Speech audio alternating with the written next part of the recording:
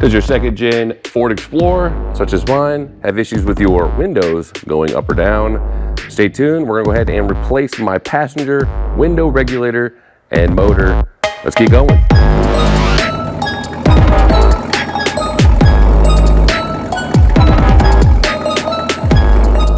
Welcome to the Derpzilla channel. Today, I will be working on my 2000 Ford Explorer XLT. I have a number of videos where I've worked on this thing in the past. Check those out if you're interested in more second gen Explorer content.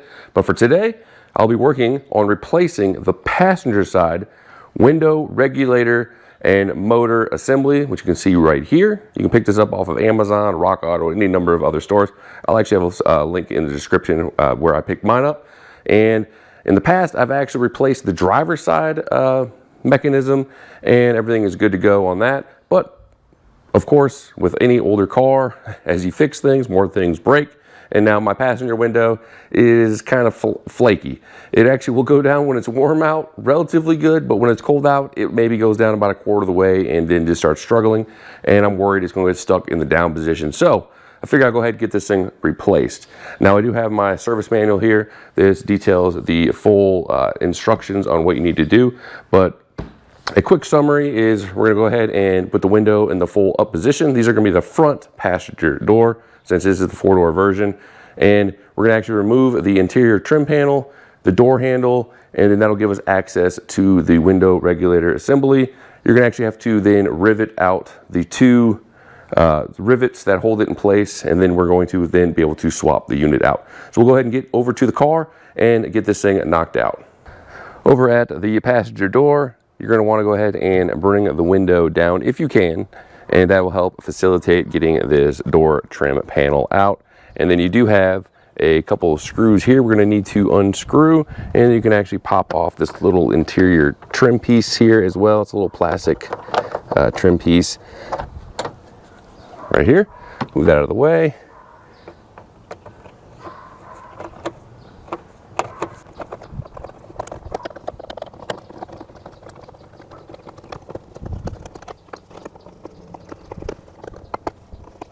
Now that those two screws are out, we go ahead and use our little trim tool, and it pretty much is just a bunch of pop clips all the way around this whole door frame here, and we just want to separate those, pull them straight out, pop them out, and then hopefully we can be able to lift up the door panel, unplug the wiring, which is going to be for the buttons and everything else, and then we can get this thing out of the way.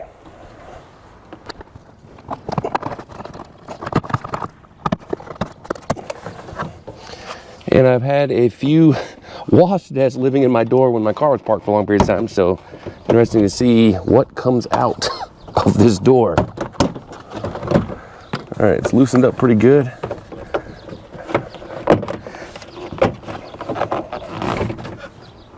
don't think there's any more clips. I think we just need to lift it up and clear this lip right here, which is what the door panel sits on.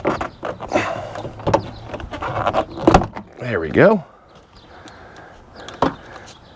And if you can see that, there are a wiring harness here with some, oh, it's popping out the whole piece here. So we have some plugs here, but also you can actually separate this handle piece here like that, and then you can remove the door panel.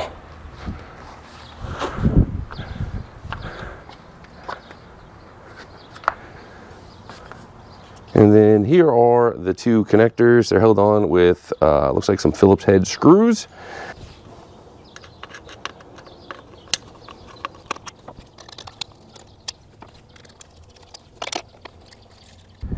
Now that we have the interior panel removed, and I did get the switches unclipped from the switch panel piece here, and oddly enough the switches came with the plug. I'm not sure if you can actually separate the switches.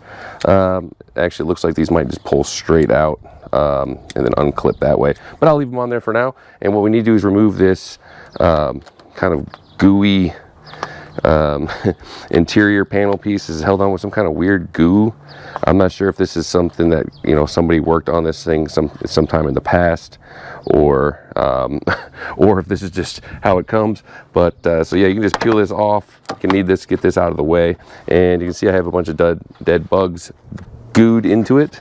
So hopefully you do not have the same, and as long as you don't have a live nest, we should be good. But yeah, I'm not sure what this sticky stuff, I don't think that's OEM, but I could be wrong, and we'll see if we can get this peeled back far enough to give us access to our window motor regulator, which is in this general area. And you can see here is the window.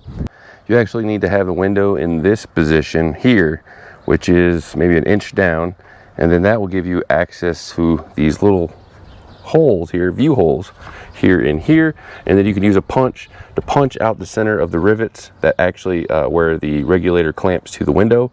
Once you punch those out, you can use a drill bit and drill out those rivets, and that will separate the window from the regulator unit itself. Then you want to bring it up to the full position and tape it into place, which I will do here momentarily, and then you can unplug your connector.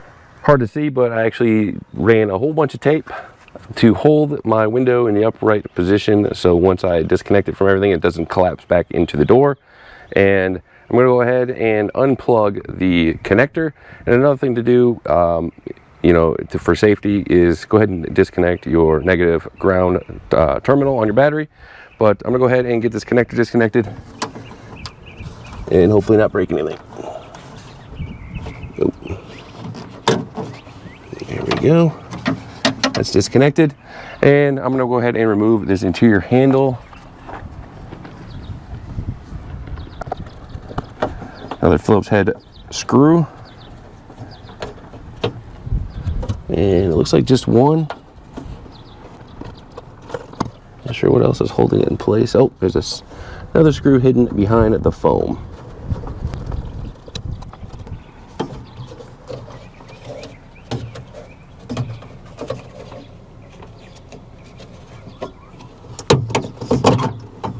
And then you remove the handle bar. This is right here, which slots into this little catch right here. And so just want to go ahead and get that disconnected. This will get this kind of out of the way, so we can work on everything. Get that out of the way. And next up, we're going to have to drill out 3 rivets here, here, here. You can actually move this wiring harness a little bit, give you some more room. And just drill through the center of these, get these pop rivets to pop out, and then we can remove this nut. That'll disconnect this portion of the window regulator, and then we can move forward. Time to get drilling.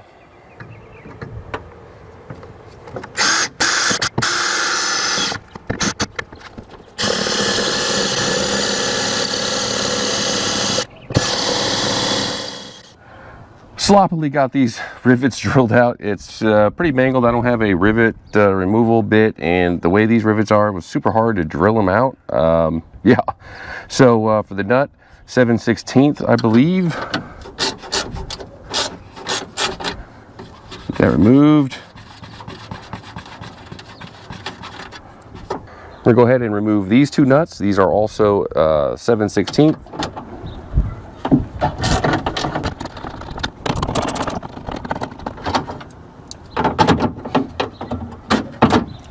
And we can also remove the, I believe this is the motor nut right here for the actual window motor. And then it just kind of falls to the bottom.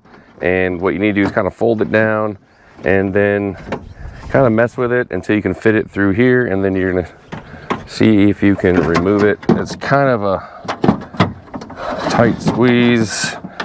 That's what she said. But, and then, yeah, and you just gotta work it. It's kind of tangled, so here we go. Maybe. Definitely. Oh, a stupid door thing's in the way. There we go. Jeez, that was a pain in the ass. Was that supposed to come out with it? Yeah, okay. So, yep, here we go. Old, beat up, rusty one.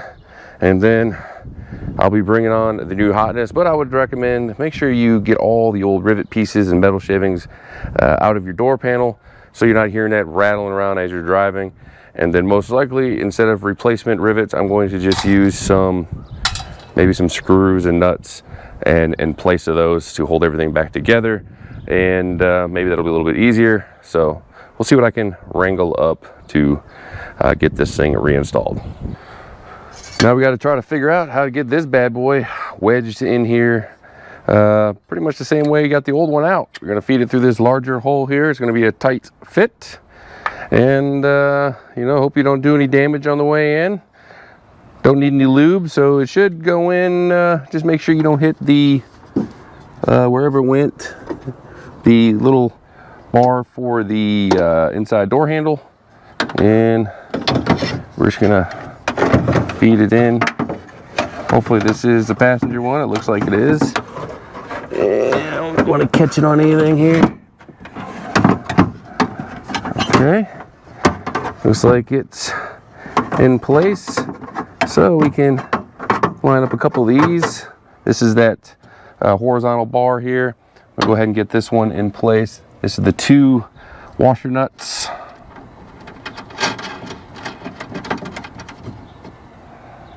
Here and here. All right. And then we're gonna have to then lift up the motor, and then hopefully we can get that up so we can get the single nut lifted into place over here. And just make sure you don't crush your fingers, which is never fun. So let's see if I can find where this goes. I went ahead and scrounged up some random screws. I picked up 3 of these with these little washers and a nut. I'm gonna use these to be actually in place of the rivets that I horribly drilled out earlier. Definitely use a better rivet removal technique than what I used. I was just, didn't have time to find all my tools, and as you can see, it's kind of ugly. But I'm gonna go ahead and use these instead, so if I need to service them later, whatever, it's a little bit easier. And I'm gonna use a little blue Loctite on this, so it'll be removable and shouldn't back out or anything like that. I did similar type install on the driver's side, and that was 5-6 years ago or so, or longer, and that everything's still fine with that. So I should be good with this. And I'm gonna go ahead and get the blue Loctite on here, get these things in, and reach around and install the nut, and then we'll see. Hopefully that'll hold everything in place. Then we can move on to actually attaching it to the window. As you can see, I have the 3 bolts that I used to replace those rivets in place, nice and tight. And also, don't forget, underneath here is a bolt that you removed earlier that actually holds the motor in place. And then, of course, I've already done these 2 here. And what we can do is we can start lifting the actual window setup itself up here, and then remove this tape carefully, drop it about, you know, a half inch to an inch, so you can actually see the attachment point for the window through the little windows here and here, or viewports or whatever. And then you're gonna tape it back into place so it doesn't just, you know, you don't have to balance it. And we're gonna lift this up, line that up, and I'm gonna also use 2 bolts for that. It's gonna be kind of tricky, but I can't even imagine trying to do a rivet through here. So I'm gonna do 2 bolts. But a thing I wanna point out with these, just make sure you don't have bolts that are super long, as they may impact the window when it goes down. So I'm kind of worried this one might be too long.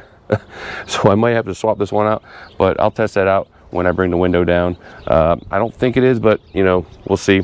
And yeah, you don't want some big bolt like this, because of course if the window comes down, it'll hit it. You don't want that to happen. So I'm going to get these tightened up. I haven't tightened these up. Raise this up, remove this tape, and then we'll see if I can get this last piece locked into place. Went ahead and plugged it in, ran the motor up so I could see the holes through the little viewports here. Untaped the window, dropped it down a little bit. It's kind of crooked right now. Still want to center it out. And then I'm going to line those holes on the brackets on the window with the regulator bracket itself. And then I'm going to put a screw on each side with a nut, and then tighten those down. And that should lock this window in place. And then I'll run it up and down a few times before I put everything back together, just to verify that it is indeed functioning as it should. There's no impediments, not hitting anything, not rubbing or anything. And then we can go ahead and put the panel and all the little pieces back together. I have both of the bolts and nuts in place holding the window to the new regulator. If you have somebody to assist you on this, probably much easier, but I just kind of managed on my own with some tape, and just kind of, you can kind of hold it and balance the window underneath with your hand.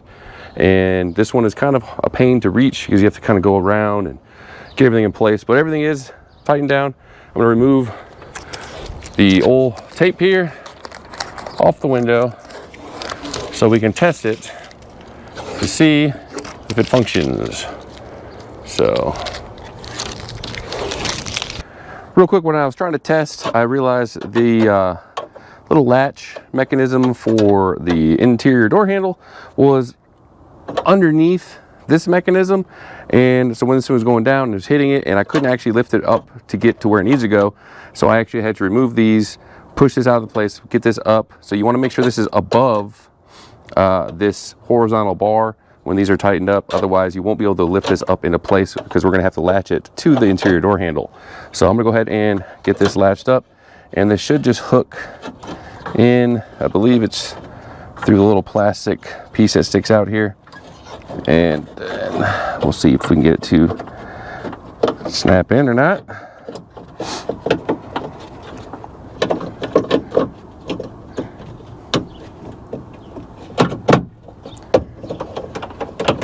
And just make sure the door handle does function. So it just moves this lever. This lever pulls on this internal thing right here. And don't forget, it does have one, I believe it's 2 Phillips head screws here and here. So go ahead and get those screwed back in. And it's these 2 kind of a flatter looking screws. And just go ahead and spin these in. Just make sure the handle is latched fully to the right. It should clip on before you actually start applying your screws into place. And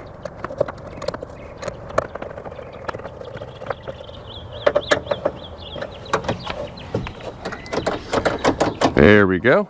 Get the foam pushed in, and we can go ahead and test now if the window will go up and down now that we don't have this impediment here, and we'll see how it goes. Here we go. All the way down, all the way up. Doesn't sound like it hit anything. It's not grinding on anything, so appears to be functioning as it should. We can go ahead and get the door liner, that black door liner stuff, tacked into place. Might need some 3M for that. I'll see how sticky this goop is, and then we can get the little arm switch panel set up, and then we can get the interior panel back into place.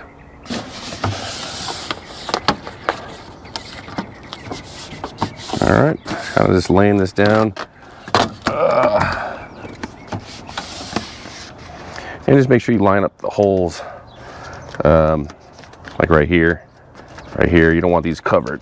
And it looks like this goopy, whatever this black tar is, like I said, I'm not sure if that's OEM or not. I don't know, I can't say. I don't remember what was on the other door. But, and then just make sure your connector is got a solid connection. Mine is kind of half on there.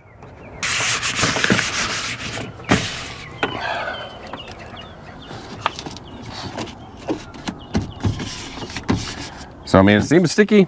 Seems like it's in place. I did find some wasp nest in here from the wasp. Actually, with these doors, can crawl through the exterior door handle. There's holes here where the latch mechanism is, and they go in there and they can build nests. So if your car sits for a while, you may encounter the same thing. This car did sit for a few years at a couple different times, and I was welcomed with massive wasp nests. So I was able to get the carcasses out, the old nest remnants, while working on this. So that's a positive. And so now this is all in place. We can go ahead and get that switch panel wherever I threw it. Oh, over here. Here is the switch panel.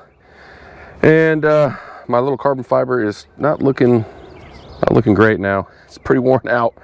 A lot of sun, but yeah, so switch panels will just snap into place. Just make sure you have the right ones in the right places. So a lock, unlock, and then you're gonna have up, down, just like so. And then we can get the main door panel brought on over here. And what I'm gonna do is I'm gonna drop this window to the bottom so we can actually bring it over the lip here and then snap the door panel into place. Go ahead and get these switches in place. And they should just snap in. Make sure you have this the right way. So this is up, this down. All right, so that should be like this. There we go. And then we can feed this, I believe, through the back.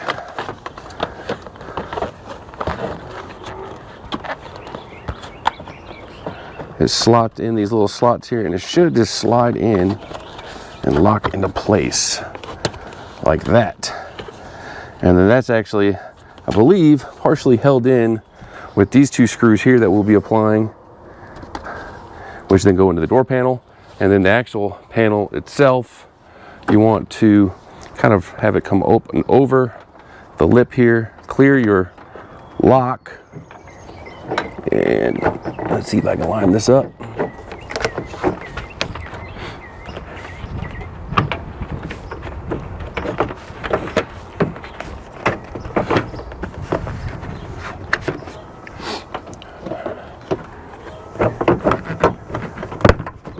Go. And that should clear the lip, fit over the door here. Kind of hard to see. And then you want to work your way down with these snaps. Just make sure you do not break any. So there we go.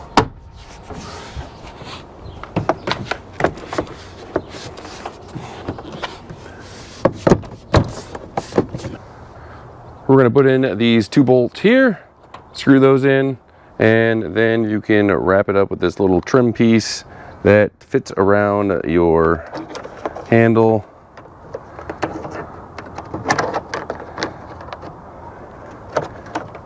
And just go ahead and snap it in like so. Make sure everything's functional. We'll go ahead and get some power to the car.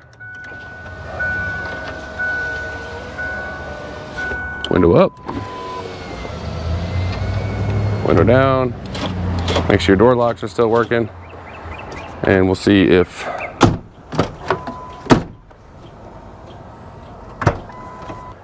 that wraps up the install of the window regulator on my 2000 Ford Explorer. Overall, not too bad. Rivets are always a pain, at least for me. I know they do sell a special tool for that. And I probably should have punched out the centers on those outside rivets before I tried to drill them, which definitely delayed my overall install of the new window regulator. But it is a success.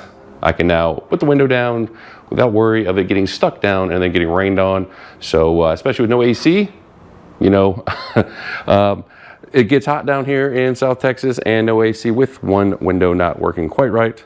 Definitely want to get that fixed before it gets even hotter. And I don't know if you guys followed any of my Instagram posts or anything like that, but I actually had an issue with my transmission on the Explorer. A few months ago, I ended up rebuilding the transmission valve body, replacing the transmission pan, and the car is now 95%, maybe 90% functional. I do have some odd shifting first few minutes after I start the car up for the day. I think it might be because I couldn't replace the accumulators when I did the valve body rebuild, and just can't find those parts anywhere. It's now an older car. Getting parts is much harder to find, much harder to accomplish. I couldn't find those, I couldn't replace those, and every time they say you do rebuild transmission or the valve body, you should replace these, and I couldn't. So I couldn't get them. I could not find them. So now when I start the car up and I drive, it takes a few seconds sometimes to shift into gear from what feels like neutral when I pull up to the first couple stop signs in my neighborhood. So that's really my only issue right now. And I did have a minor problem with a flashing airbag light. If you guys get that, all I did was disconnect the connector underneath the passenger seat, spray out some electrical cleaner, snap it back together. That is resolved. So just wanted to get the window regulator replaced. We got that knocked out. Everything is good to go. And hopefully you guys found this one informative, even though I did kind of dirt my way through it, because it has been a while since I did replace that on my driver's side. So as always, feel free to subscribe, like, comment, share. Let me know what else you would like to see. I still have a ton of projects to do on a million different things: car stuff, house stuff, tech stuff. I still have this whole suspension set up for my ZL1 Camaro right here. And yeah, so I'm kind of putting that on hold just until I get this thing a little bit better, because most likely I'll have this up on the lift for a few weeks while I slowly work through it and film everything. And I want something I can actually drive without being stranded. So there we have it. So as mentioned, subscribe, leave a comment, and I'll catch you guys later. Peace.